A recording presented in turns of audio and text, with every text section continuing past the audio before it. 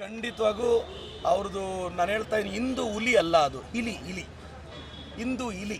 ಹುಲಿ ಅಂದರೆ ಏನು ಗೊತ್ತಾ? ಗರ್ಜಿಸಬೇಕು, ಡೆವಲಪ್ ಮಾಡಬೇಕು.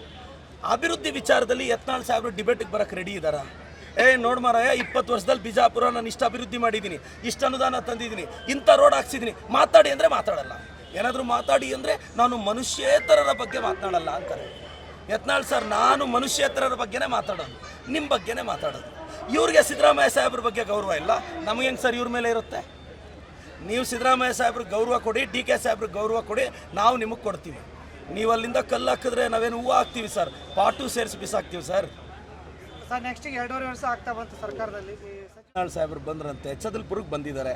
ನ್ಯಾಷನಲ್ ಹೈವೇ ರಸ್ತೆ ಕೆಲಸ ನಡೀತಿದೆ. ನ್ಯಾಷನಲ್ ಹೈವೇ ಯಾರಿಗೆ ಬರುತ್ತೆ? ಕೇಂದ್ರಕ್ಕೆ ಬರುತ್ತೆ. ಯಾರಿಗೆ ಬರುತ್ತೆ? ಮೋದಿಯವ್ರಿಗೆ ಬರುತ್ತೆ. ಯಾರು ಅದಕ್ಕೆ ಜವಾಬ್ದಾರಿ ವಹಿಸಬೇಕಾಗಿರೋದು? ಸಂಸದರು. ಪಕ್ಷ ಯಾವುದು? BJP. ಅದಕ್ಕೆ ಕಾರಣ ಯಾರು? BJP. ಹಾಗೇ ಯತ್ನಾಳ್ ಸಾಹೇಬರು ಚಿಕ್ಕಬಳ್ಳಾಪುರದಲ್ಲಿ ಬಂದರು, ಎಲ್ಲ ರಸ್ತೆಗಳು ಚೆನ್ನಾಗಿದೆ. ಮುಷ್ಟೂರು ರೋಡ್ ಮೇಲೆ ಅವ್ರು ಪಾಸ್ ಆಗಿದ್ದಾರೆ. ಮುಷ್ಟೂರು ರೋಡ್ಗೆ 4 ಕೋಟಿ ಅನುದಾನ ಹಾಕಿ ಈಗಾಗಲೇ ರಸ್ತೆ ಕಾಮಗಾರಿ ನಡೀತಿದೆ. ಇನ್ನು ಟಾರ್ ಹಾಕಬೇಕು ಅಂತ ಕನಿಷ್ಠ common sense so called Yatnal ಅವ್ರಿಗಿಲ್ವಾ? ಯಾವ ರಸ್ತೆ ಹದಗೆಟ್ಟಿದೆ? ಅವ್ರು ನೆನ್ನೆ ಟ್ರಾವೆಲ್ ಮಾಡಿರೋದು. ಸುಮ್ಮನೆ ವಿನಾಕಾರಣ ಮಾತಾಡಬೇಕು. ಬಿಜಾಪುರದಲ್ಲಿ 15 ವಾರ್ಡ್ಗಳಲ್ಲಿ ರಸ್ತೆಗಳಿಲ್ಲ.